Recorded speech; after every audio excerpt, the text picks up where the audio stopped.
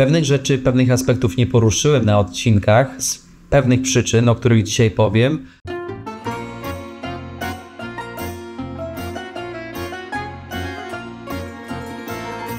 Witam serdecznie szanowną widownię. Rzucam sobie sandała pod pośladki i zaczynamy, moi drodzy, odcinek podsumowujący, odcinek, który ma na celu wyjaśnić kwestie, które nie zostały poruszone z różnych przyczyn na odcinkach. Jest to pewnego rodzaju odcinek, który można uznać za pogadankę.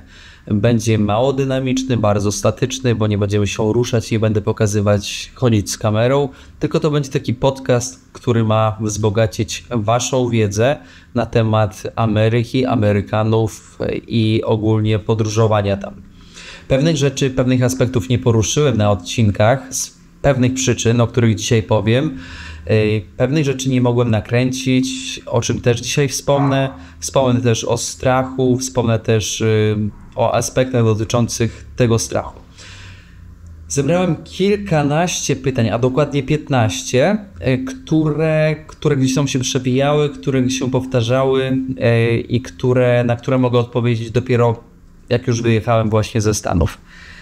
Ktoś może powiedzieć, że o kierowniku nie ma co się martwić, o kierowniku, bo tam cię nikt nie ogląda, w sensie w Stanach, ze służb i ogólnie jest spoko. Więc z tego miejsca serdecznie pozdrawiam wszystkich pracowników służb wewnętrznych. Czerpcie wiedzę. Na początku, moi drodzy, będę szedł po kolei z pytaniami. Jeżeli będziecie mieć dodatkowe pytania, to rzućcie je w komentarzu i zostawcie łapeczkę, komentarz i pamiętajcie o tym, żeby kanał subskrybować, bo to też jest ważne, żeby dla algorytmu, żeby mógł się dowiedzieć, że kanał jest atrakcyjny. Pamiętajcie też, że poczta sandałowa również jest naprawdę na wagę złota. No to co? To zaczynamy. Pierwsze pytanie. Dlaczego tak bałeś się, że cię nie wpuszczą do Stanów? Moi drodzy, prosta piłka. Wielu podróżników, wiele osób, które tworzą YouTube'a, wiele osób, które podróżują, ale nie ujawniają się w internecie, dawało mi znać, że miały problemy z wjazdem. Znam nawet takie osoby, które nie wjechały do Stanów ze względu na to, że na telefonie na przykład miały zdjęcie zielonego. Zdjęcie czegoś, co nie jest zgodne z prawem. Znam takie osoby, które mając pieczątkę, załóżmy na przykład z takiego kraju jak Iran, też zostały oddelegowane z powrotem. Znam osoby takie, które zarabiając w internecie, na przykład na YouTubie między innymi, też to znaczy zostały wpuszczone, ale ograniczone w publikowaniu filmów. Bardzo dużo jest aspektów, które wpływają, biorąc pod uwagę, że w moim paszporcie, którego nie wymieniłem, jest taka wyrąbiście duża wiza afgańska. Tadeusze wbili ją praktycznie na pierwszej stronie, na której nie powinni tego robić. Jak otwierasz paszport, to od razu ją wyjdziesz. Więc myślałem, że to może wpłynąć negatywnie. Ewentualnie wiza z Białorusi, ewentualnie wiza z Ukrainy. Więc są to takie, wiecie, aspekty, które gdzieś tam zostawiają z tyłu głowy fakt, że może się nie udać. Kolejna kwestia to fakt, że przy składaniu aplikacji o wizę, to jest wiza, ESTA to jest wiza. Składając właśnie wniosek o ESTę, oni cię pytają o wszystkie twoje profile w social mediach. No i ogólnie ja jako twórca w internecie jestem bardzo transparentny. Kiedy wpiszesz jak to daleko w Google, no to wyskoczą ci wszystkie moje profile, to co zrobiłem w życiu, jakie nagrody dostałem na festiwalach. W sensie jestem na tyle transparentny do prześwietlenia, że no szybko można się dowiedzieć, że byłem tu i tam. I że zrobiłem 19 czy 20 odcinków z Tadeuszami. Więc to na pewno gdzieś tam zostawiało z tyłu głowy taki strach i taką obawę, że może się nie udać, a finalnie wyszło, jak wiecie zresztą z odcinka. Więc to też myślę, że dużo zależy od człowieka, który cię po prostu tam przyjmuje w tym okienku imigracyjnym i chyba tyle. Bo jeden człowiek będzie próbował cię wycisnąć jak cytrynę, jak znajdzie jakiś punkt zaczepienia, a inny człowiek po prostu powie, okej, dobra, no przyjechałeś, to zapraszamy, no baw się dobrze. Drugie pytanie to, dlaczego nie pokazałeś polskich knajpek i ich właścicieli? Moi drodzy, wielokrotnie próbowałem dobyć się do polskich knajp, barów, instytucji. Tak jak widzieliście na odcinku, nie wiem, Centrum Polskie w Chicago.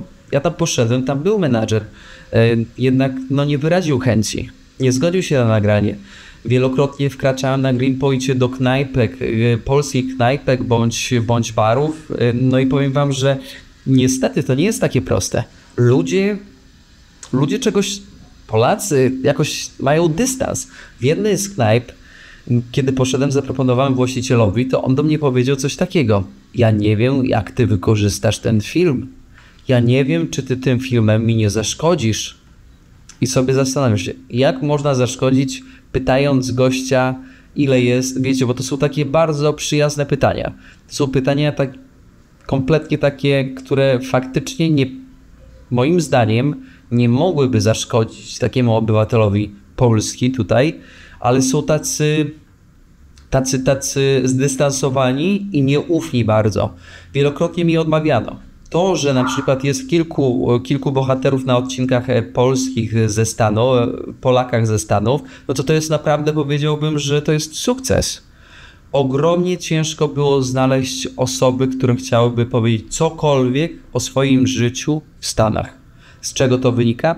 Nie wiem, mogę tylko się domyślać, że niektórzy są wciąż jakoś tutaj na wpół legalnie bądź nielegalnie, może po prostu robią jakieś interesy dziwne. Ciężko powiedzieć, moi drodzy. Ciężko powiedzieć, ale znalezienie rozmówców, Polaków, którzy by opowiedzieli tak, jak jest faktycznie tutaj tam w Stanach, bo już nie jestem w Stanach, to było naprawdę trudne. Trudne i żałuję, że nie udało mi się więcej tych Polaków spotkać, w sensie nakłonić do rozmowy, żeby wam pokazać ich historię, ponieważ dla mnie osobiście, z punktu widzenia socjologicznego, ta mniejszość polonijna tutaj w Stanach jest fantastycznym tematem i bardzo szybko się to dynamicznie zmienia, no i mam poczucie, że za 5-10 lat już nie będzie. Będziemy mogli obejrzeć te odcinki z Greenpointu bądź z Chicago, bądź z Detroit, które zostały opublikowane. Kierowniku, czy to prawda, że w Stanach jest dużo bezdomnych? Słuchajcie, tak i tak. Ze względu na to, że Stany to kraj, który jest autentycznie drogi i tam jest prawo dżungli. Nie pracujesz, nie masz, żyjesz na ulicy. A nawet jeżeli pracujesz, to też niekiedy nie stać się na wynajęcie mieszkania bądź pokoju. Ceny są zawrotne. Trzeba pracować, trzeba mieć fach w dłoni po to, żeby po prostu żyć. Bezdomnych jest dużo. Na niektórych dzielnicach po prostu wylewają się na prawo i na lewo. Niemniej jednak też trzeba wziąć pod uwagę, że są noclegownie i są specjalne organizacje, które pomagają tym bezdomnym się wydostać z tego kryzysu życiowego. Niemniej jednak Stany na pewno nie są przyjazne obywatelowi, który gdzieś tam się zatraca i który potrzebuje pomocy. Takie mam poczucie. Czy bałeś się kręcić odcinek na żydowskiej dzielnicy z Hasydami? Szczerze, to na początku tak, tylko dlatego, że posiadałem tylko i wyłącznie wiedzę teoretyczną na temat Hasydów. Nie miałem żadnego pojęcia, jak w praktyce mogą się zachowywać ultraortodoksyjni Żydzi w stosunku do osoby z zewnątrz. I to jest też dość ciekawe, tak socjologicznie, psychologicznie. To, że dzielnica Hasydów zmieniła się w dzielnicę, w pewnego rodzaju atrakcję turystyczną, w której Hasydzi, wiedząc, że turyści napędzają lokalną ekonomię, są naprawdę bardzo otwarci, bardzo życzliwi i naprawdę powiem wam, że robienie materiału na żydowskiej dzielnicy, odcinek, który pojawi się zaraz odnośnik to powiem wam, że sprawiło mi to ogromną przyjemność, a nawet nawiązywanie interakcji właśnie z Hasydami było też bardzo przyjemne.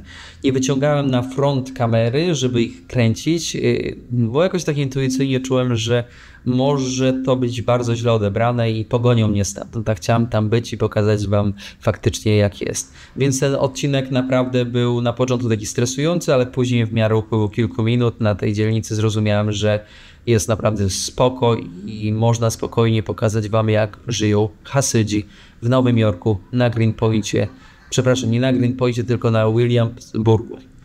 Co Polacy mówili ci poza kamerą o życiu w Stanach? Więc no, były takie trzy główne tematy. Pierwszy temat, no to rzecz jasna, ludzie, którzy tutaj pracują, w sensie w Stanach pracują, to ludzie, którzy bardzo często przyjechali nielegalnie, w różny sposób, znaleźli się w Stanach Zjednoczonych. Cały czas mi tam poprawiacie, a Tomasz, tutaj, czemu tak mówisz? Zjednoczonych powinno być. No ale dobra, to pomijając w ogóle ten mały aspekt poprawności, ludzie bardzo często pojawiali się tacy, którzy przyjechali tutaj lat 20, 30, 40 lat temu w sposób taki, powiedziałbym, na wpół legalny bądź nielegalny i do tej pory nie mają papierów. I nikt nie chciał się za bardzo wypowiedzieć na ten temat przed kamerą i w zupełności to rozumiem. I to był taki top temat bycia tutaj, pracowania tutaj, ale summa summarum bycia tutaj nielegalnie. Drugi temat, no to był temat tego, że Polonia jednak nie żyje ze sobą w zgodzie, że jednak jeśli przylatujesz do Stanów żyć, no to trzymaj się jak najdalej od Polaków. Ja osobiście jako turysta, no to co ja wam mogę powiedzieć? Poczułem tylko wielką serdeczność i gościnność ze strony widzów polonijnych ze Stanów, z Ameryki, którzy wysłali mi ogrom wiadomości, za które bardzo dziękuję i na wstępie przepraszam, że nie mogłem odpowiedzieć wam na wszystkie wiadomości, bo było ich strasznie dużo. Skorzystałem z niektórych zaproszeń, z czego bardzo się cieszę i bardzo dziękuję. Niektórzy widzowie, którzy zaprosili mnie, nie zawsze chcieli wystąpić na kamerze, ale to jest zrozumiałe też, więc na filmie znaczy się nie na kamerze. Więc tak, czyli mam tak nielegalny pobyt, brak takiej serdeczności między Polonią, wśród Polonii, że tak się oddalają. I co tam jeszcze było? Co jeszcze mówili? Mówili o ciężkiej pracy, o takiej naprawdę uciemiężonej pracy, której Polacy, rodzina w Polsce nie docenia. I faktem jest, że Polacy, którzy się dorobili, którym się powiodło w Polsce, to pracowali i pracują bardzo ciężko. Pracowali niegdyś po 2-3 prace, tak, żeby można było, wiecie, tutaj się utrzymać, odłożyć i zapewnić sobie taką racjonalną przyszłość. No i taka, powiedziałbym też, taka gorycz, żal tego, że polska część rodziny nie rozumie tego. W sensie, że myśli, że tutaj jest paradise, że tutaj jest amerykański sen, a faktycznie trzeba zapierdzielać za 2, za 3. Kierowniku, czy amerykański McDonald's jest dobry i czy warto go spróbować? Moi drodzy, tutaj odpowiem krótko i zwięźle. Amerykański McDonald's i nie tylko amerykański, ale również europejski to jeden syf, którego kompletnie nie ruszajcie. Nie wiem w ogóle skąd się wzięło przeświadczenie albo jakaś taka rutyna jedzenia McDonalda. Przecież to jest jeden wielki syf, który nie ma nic w ogóle wspólnego z jedzeniem. Tak naprawdę powiem wam szczerze.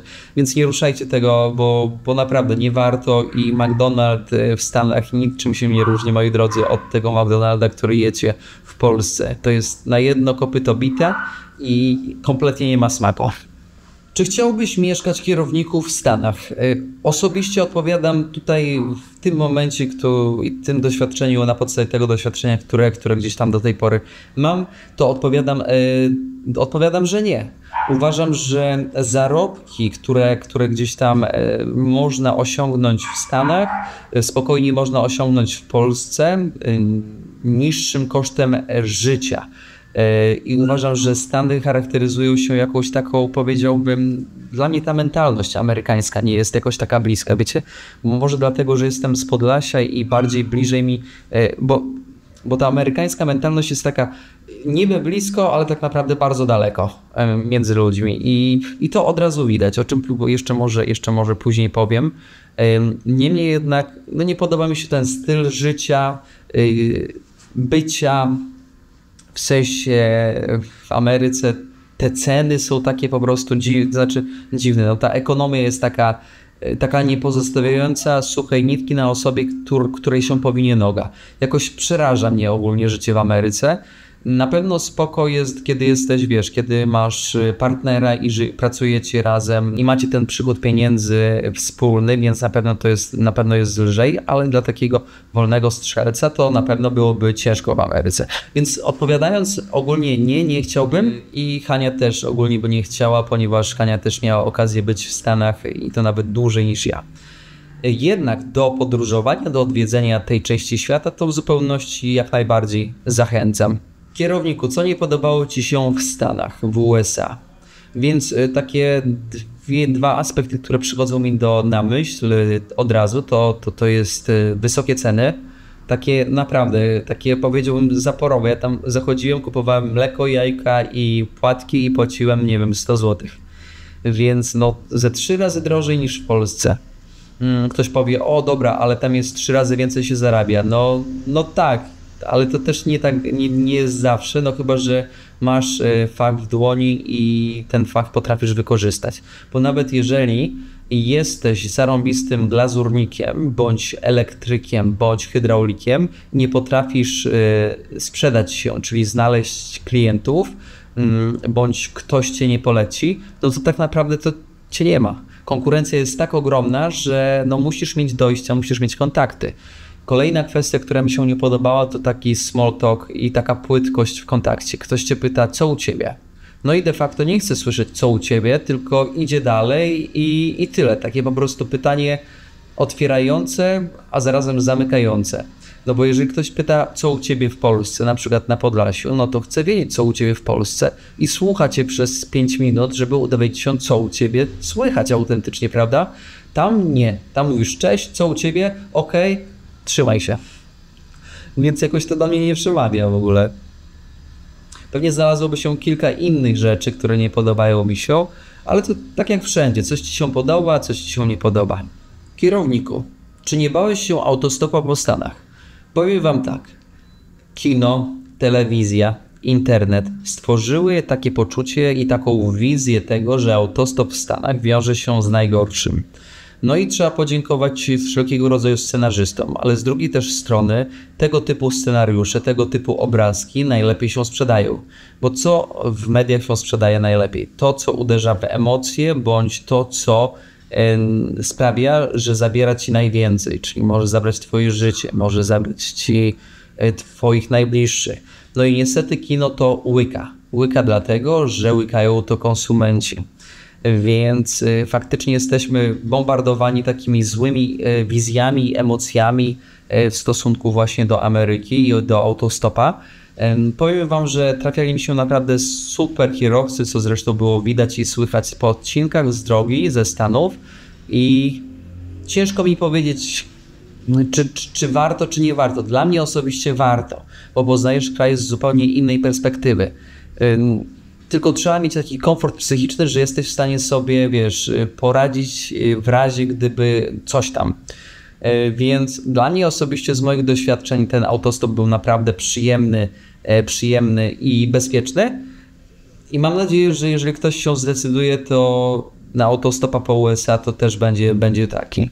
No, więc nie mogę tutaj no bo nie jeździłem tam, nie wiem, 5 miesięcy po Stanach, więc no nie jest to takie wymierne. Ale na bazie tego, co doświadczyłem, no to naprawdę bardzo przyjemnie.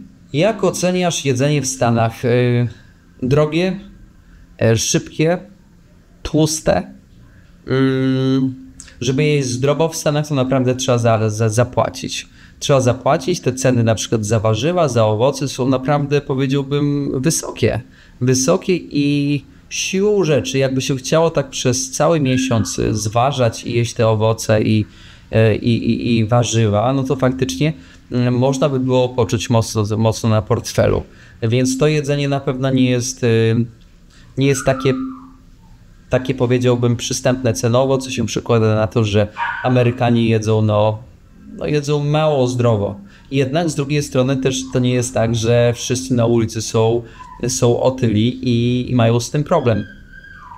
Amerykanie też bardzo często dbają w ogóle o swoją sylwetkę, o aktywność fizyczną, więc to też jest takie fajne, że to To też nie jest taki mit, że Amerykanie są po prostu tacy i wszyscy są tacy. Tak nie jest. Mucha mnie tutaj próbuje ugryźć, coś mnie tutaj ugryzło. Zobaczcie, jakie mam różowe, czerwone, jakiś odczyn alergiczny. Dlaczego nie wynająłeś auta, tak jak robią słynni youtuberzy? Słuchajcie, wynajęcie auta to bardzo prosta sprawa. Jeżdżenie z punktu A do punktu B w puszce, no to nie jest to, po co przyjechałem. Gdybym może tutaj podróżował pół roku, no to może bym się skusił na wynajęcie auta po jakimś czasie, ale tak naprawdę no to przy tak krótkiej wizycie, wiecie, miesiąc, to jest praktycznie, wiecie, to jest nic. I kiedy zamykasz się w samochodzie, no to de facto, okej, możesz pokazać te stany, ale bez takiej większej interakcji z ludźmi. I pokazujesz te stany z punktu widzenia kierowcy auta, taki bardzo odizolowany, Więc to auto też ogranicza w pewien sposób. Z drugiej strony też daje możliwości dotarcia do miejsc, do których byś może autostopem bądź pieszo nie chciał jechać tyle. Trzeba znaleźć balans. Dla mnie osobiście wynajęcie auta nie wchodziło w grę z punktu widzenia, że chciałem po prostu być bliżej lokalnych i doświadczać tego dobrego vibe'u i tego złego vibe'u, gdyby coś tam w Stanach po prostu. Zobaczyć, jak jest naprawdę, a nie zamykać się w samochodzie.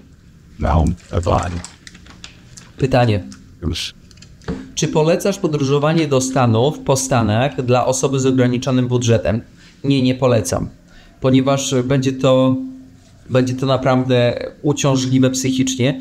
Ceny są niekiedy tak wysokie, że jak trafisz do dużej aglomeracji, to wydostanie się z tej aglomeracji, ogólnie bycie w tej aglomeracji pochłania ogromne zasoby finansowe i na pewno nie jest to kraj dla niskobudżetowych podróżników. Lepiej było jechać na przykład do Azji Centralnej, do Kazachstanu, do Kirgistanu z mniejszym budżetem, ewentualnie do Gruzji, niż do takich stanów, które są naprawdę drogie.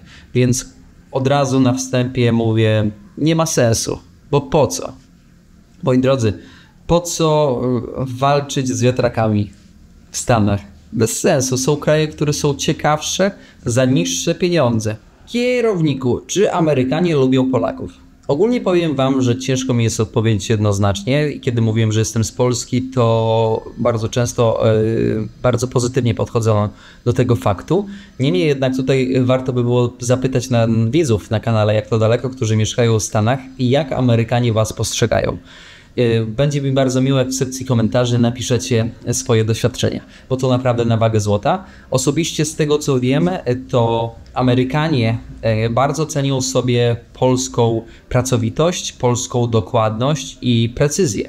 Więc pracownicy, którzy mają fach w rękach, w dłoniach, to jest popyt na nas Polaków. Mamy bardzo dobrą opinię, jeżeli chodzi o pracowitość.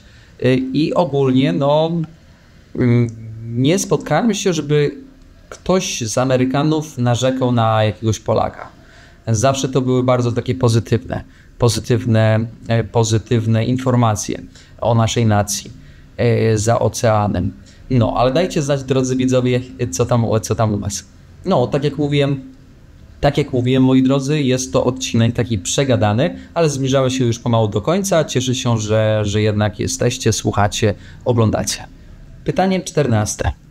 O USA krążą różne historie. Jak z poziomem bezpieczeństwa na ulicach w miastach? Powiem wam, że normalnie, jeżeli człowiek nie zapuszcza się specjalnie w dzielnice, które już z góry wiadomo, że są zamieszkiwane przez, nazwijmy to, margines społeczny, to będzie ok. W miastach ludzie, jak coś się będzie działo, wam powinni pomóc. Chociaż mam poczucie, że Amerykanizm jest taka znieczulica. Naprawdę taka znieczulica, ale uważam, że można by było liczyć na pomoc. I z drugiej strony, jeżeli nie fikasz, nie kozaczysz, to nie powinno być większego problemu. Wszystko z wyczuciem, z kulturą i wszystko będzie super. Pamiętajcie też, że ta wizja tego, co wspomniałem wcześniej, o tym, że kino jednak napędza te złe emocje, tą wizję tych stanów taką negatywną, to też stwarza dystans poznawczy, kiedy tutaj się przyjeżdża do Stanów. Więc warto o tym też pamiętać i wziąć na to poprawkę. Ale tak, to powiedziałbym, że naprawdę w ciągu dnia jest naprawdę spoko i bez problemu. Nie czułem się w żadnym momencie zagrożony. Czy wrócisz jeszcze do Ameryki i zrobisz Alaskę? Dobre pytanie. Tak, wrócą do Stanów na pewno dzięki temu, że mogę sobie na to pozwolić, no to wy też możecie sobie oglądać te odcinki, bo to też nie jest tak, że podróżuję kiedyś bym się zdecydował na Stany. Nie zdecydowałbym się kiedyś na Stany, bo było mnie po prostu na nie nie stać. I nie ma co ukrywać, nie będę tutaj, wiecie, wam mydlił oczów, że podróżowanie z ograniczonym budżetem po kraju tak rozwiniętym i ekonomicznie, jakim są Stany, jest przyjemne. To nie jest przyjemne. To jest walka każdego dnia, walka z przeciwnościami losu. A robiąc filmy i walcząc z przeciwnościami losu w tak hardkorowym stylu, gdzie faktycznie brakuje nawet, wiecie, na jedzenie niekiedy, no to jest naprawdę już się mija się trochę z taką przyjemnością, a trzeba zachować balans. Więc z tego miejsca odpowiadam, że tak, wrócę do Stanów i na pewno odwiedzą Alaskę. Nawet mam fajny pomysł w ogóle na Alaskę i wyobraźcie sobie, że mam kontakt do Polaka, który tam mieszka.